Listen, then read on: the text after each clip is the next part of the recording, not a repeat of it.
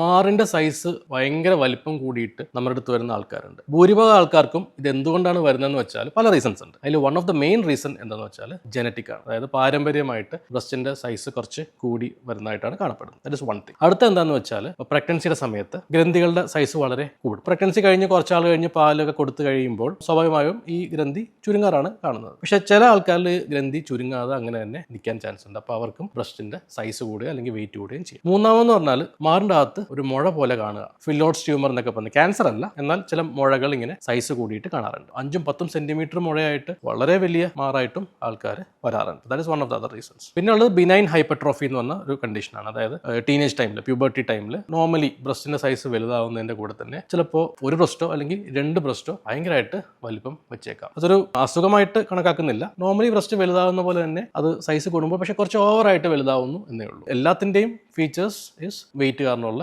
ബുദ്ധിമുട്ടുകളും ബാക്കി ഇഷ്യൂസുമാണ്.